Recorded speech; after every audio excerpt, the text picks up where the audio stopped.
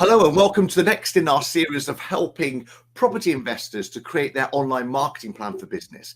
And with me is Andy Phillips, an expert in all things property marketing. Hi to you, Andy. What have we got this time? Yeah, but basically going to be looking at setting up a marketing plan for the sort of things you're doing in your property business. There's people always market, as soon as you get a business up and running, a property business up and running, one of the things you want to do is like drive people to your website or get them to download something, just get in front of them, get known as much as possible. But what tends to happen is that most of the time you get a very sort of scattergun marketing approach. Because you've got to do posts, you've got to do some videos, you've got to do all these different things, but it's like just trying to get a bit of clarity and direction into what you're doing and why you're doing it, and what you're actually driving people to and why you're driving them to that. So the idea behind a marketing strategy is that when you actually go out as a business and you want people to get onto your list, download your guide, your investor guide, or book a call with you, or you might be speaking at an event. These are all things that you want people to go and see, download, do, watch, all those sort of things. And sometimes you might just go, I've got this, I've got the website up and running, I've got my download ready, but I don't really know exactly how to do that. And so what we want to try and do is just get an idea of the concept of getting some sort of plan. If you don't plan something, you're going to fail. You're not going to drive people to anything. You're not going to get them onto your list and all that sort of thing. Because the most important thing is getting investors onto, prospect investors onto a list, so you can start following them up and talking to them and engaging with them, things like that. So the idea of having a plan of action just gives you a little bit more clarity, and there's a few things that we can do with that. And again, I've got an article which people can access, which goes through this in detail. But I wanted to go and if I quickly show you what the article looks like, so you can see that. So we'll put the link to the article in as well, just so to give a bit more information, some more meat on the bone, so to speak. But in this one, we'll be talking about these different stages, these different things. There's about 8 of them, but it's good to actually go through this and just get a really good defined concept of what you can do to create these marketing plans to get people to do the actions you want them to do. So I'm going to go through them one by one. So the very first thing is to define your goals, to understand exactly what you're trying to achieve. Now, your overall goal is going to be to get more people onto your database so you can talk to more people, so they can go and book calls with you. But below that overall goal, you could have some specific goals. And those specific goals could be things like download your initial guide, which is what we're going to be talking about as an example. But it also could be to book a call with you, or to view your latest deals on, like a latest deal video on YouTube, and then get them to subscribe. So always have a call to action. Or listen to your latest podcast, or whatever you want to do. You could be speaking at an event, and that could be the goal, to get people to that event. You could have an open day, for instance. We used to do that quite a lot when we was doing the property down in South Wales. We'd offer our clients the opportunity to come along and see the actual property on site, or the properties on site. And we was building new builds, so we could take them around and show them exactly what we was doing. So that might be the goal. But let's just take one goal. So this one goal could be to download the guide, because if you can get people to download the guide, it means you can get them onto the database. And that means you can connect with them, you can talk with them, you can engage with them. And once they've downloaded the guide, you can start pushing them through follow-up sequences on email to get them to book a call with you, so you can actually start talking to them. And that call should be on things like Zoom, so you can do one-to-one, face-to-face, chat with a new investor, and really start building up a rapport, a bond, and you can find out if they're right for you and you're right for them. But the initial goal is to get them to download your initial guide, that investor pack. So you've got a macro goal of getting more people on board, and a micro goal of downloading the investor pack. So that's the goal we're going to go for. So determine what the end goal of your marketing should accomplish. and making that end goal something tangible, important to your business. So downloading the guide gets them onto the database, which means you can follow them up. So that's a tangible and important part of your business. And then define what the measurable result of your plan should be. In this case, it could be the number of people who have downloaded the investor pack. So from your marketing, how many people have actually downloaded, so you can measure it. So what does that actually look like? So our marketing goal is download the investor guide. So that's the goal we're going to have. We're going to set that as our goal. Next thing is to create content with calls to action to go and get that guide. And most of the time that's going to be to send them to your website or your landing page, the front of your funnel. And that content can be things like video. You could create 2, 3, 4 videos just talking about the guide and how important it is that they get it, that they download it so they can see exactly what you do, how you work, what your strategy is, how you work with your clients, and what they can expect from you. So it could be video, it could be articles. Again, you can write a number of articles with the goal in mind to get people to download the guide. So articles and blogs. And don't forget, the video you create can go into those articles as well. And videos you can put up on things like YouTube, Facebook, LinkedIn, those sort of platforms. Articles, again, you can put on Facebook and LinkedIn, or any other platforms that you're on. Another really easy way of doing content, especially for things like the social media channels, is to do photographs. I was talking to one of my clients the other day about doing some photographs. Just print off the front cover of their guide and stand in front of one of the properties which they're refurbing at the time and hold up that piece of paper, which is the front cover of the guide, and just have a piece of text on it which says, download our investor guide, or find out how we can help you. And it's got you holding your investor guide in your hand, and you can do a number of these shots. You can do 10 or 15 photographs and use that as the photograph in the content. It doesn't have to be difficult. You could also do things like Facebook Shorts. We've spoken about this before, doing things like just little short videos on Facebook, 30 seconds, with you talking about the guide and hold the guide up and those sort of things. You can do all these different things, but create content which is specifically for the goal. And then just post them on the different platforms. So now you've got your goal, you've got a bunch of content which you can do, and you've got all the platforms that you can put them on. And all the calls to action and all of those pieces of content will go to your website. Because what we've got here is our call to action on the website, normally at the top of the page, where your first call to action always should be. When they click on that button, it goes through to a form, they put their details into the form, and you've got a lead, you've got a contact, you've got someone onto the database. So then your goal, your marketing goal for getting people to download your guide has been achieved through that content. And you've got more people on the database, more people to talk about, and then potentially more investors into your business.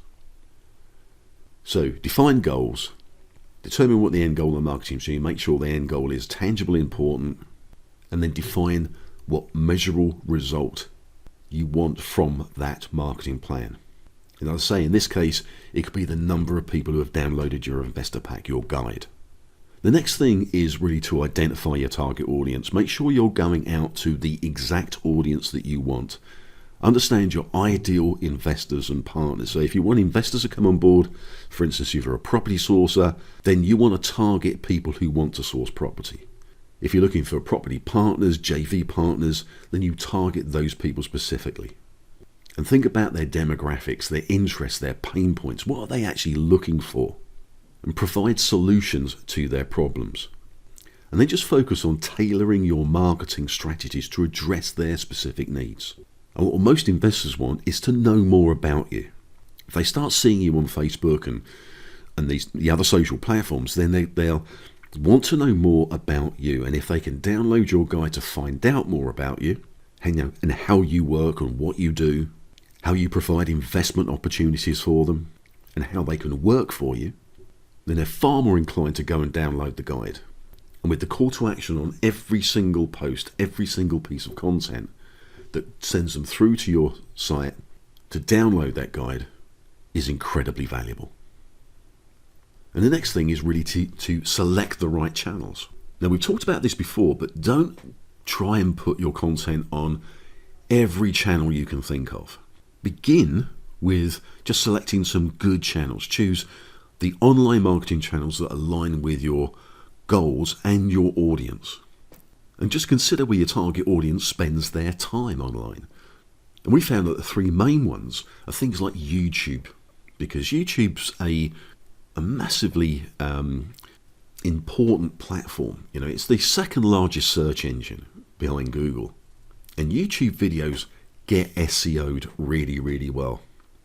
In other words, if you understand a little bit about keywords and using those keywords in your videos and in the descriptions of your videos, there's a good likelihood that you're going to get on page 1 of Google through a video rather than your website. So YouTube's a really good one. LinkedIn is a really good one. And Facebook, a lot of people go on Facebook, especially the demographic, you know, especially the type of people that you're trying to attract. And then just create really good, high quality content, but always with the goal in mind, in this case, to download the guide. Now, if your goal is something else, then that's the content you create. But if you can create content which is specifically about downloading the guide, but you want to provide content that gives value and educates an audience, or showcases your property investment expertise, show them how you've helped others reach their investment goal. But the first stage is to download the guide. Do some content where you're showing projects you're doing right now and the progress that they're going through. This concept of storytelling. But again, with the goal and a call to action to download the guide. So you can showcase new projects or talk about how you work with investor partners. But again, call to action is always, always, always to download the guide. So you're really focused on what the goal is.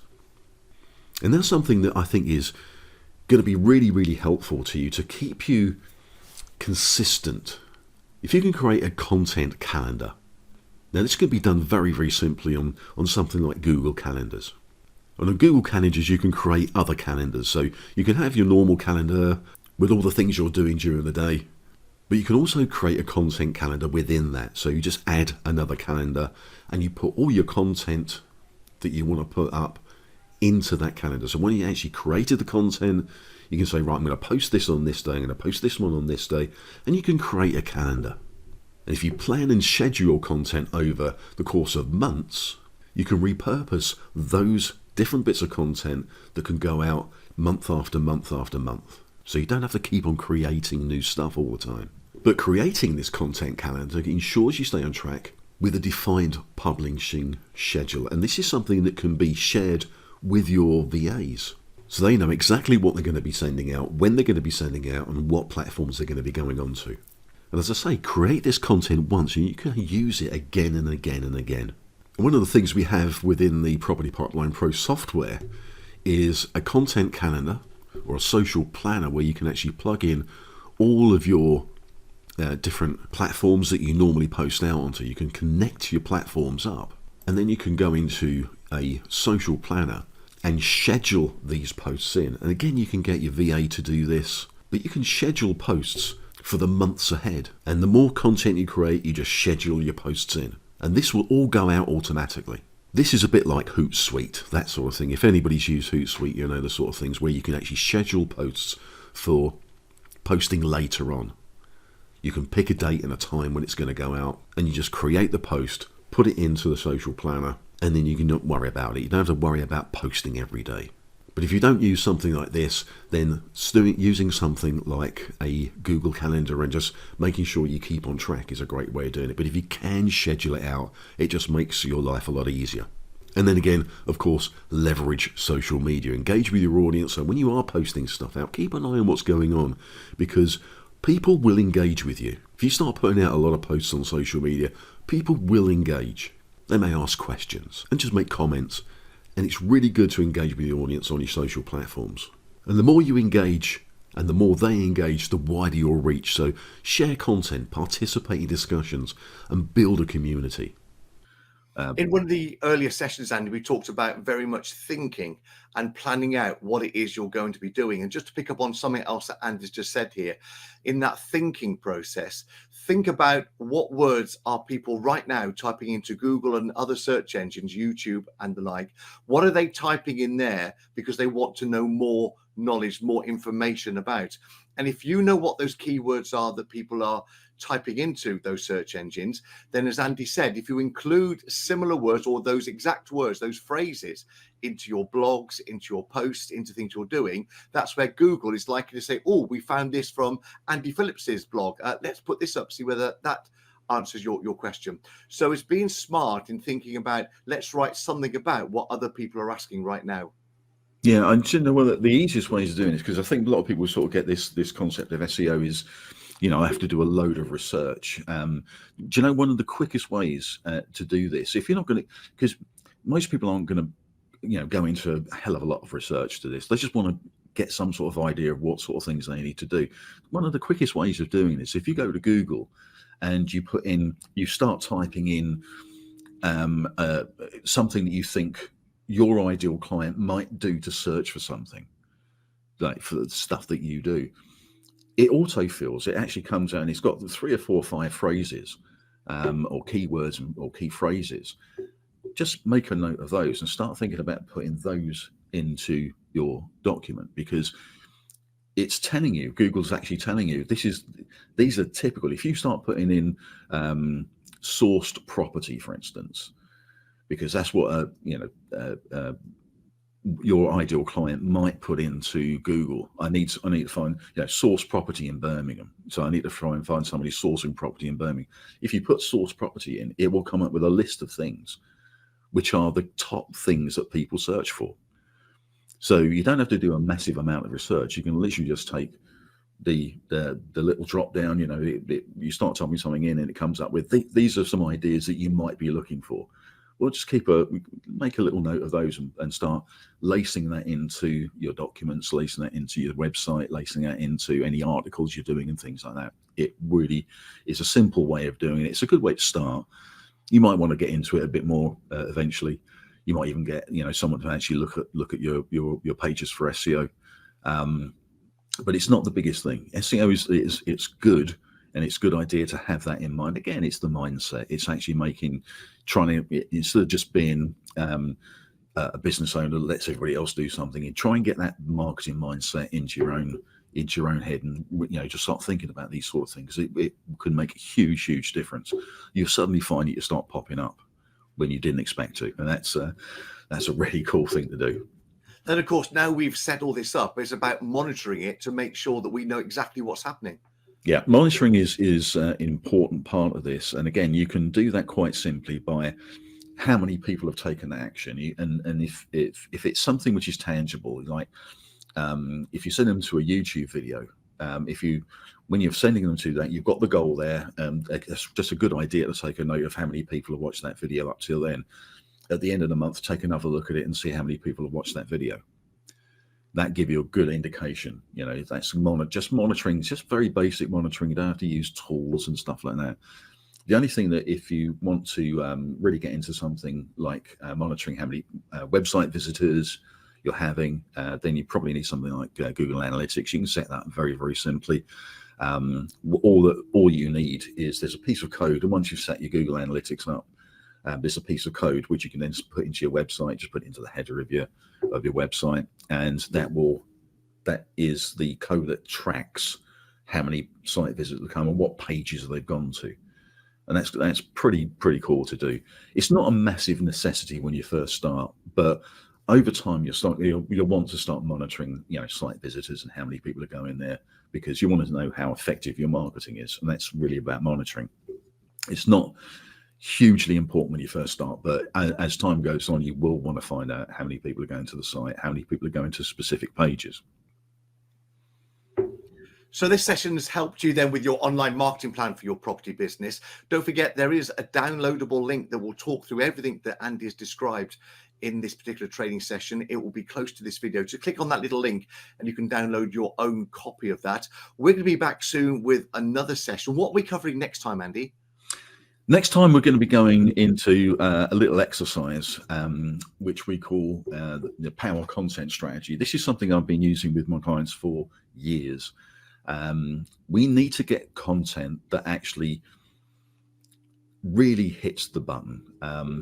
And when we've actually put this power content program together, which is just an exercise that enables you to create really, really powerful content that can overcome objections and things like that. So we're going to go through this. There's also a little download. Once we actually send this, when we do this next week, people can go to the article so they can, really go through this properly. We're going to explain it and we're going to show things, but you can also download or open up the power content strategy. This is a little exercise we're going to do. We need to fill in the gaps in here.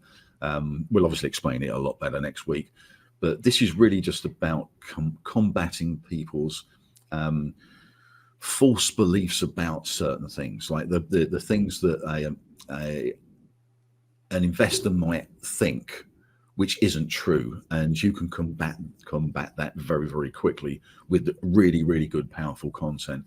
And this is a way of actually creating or getting the ideas of what that content should be from those limiting beliefs.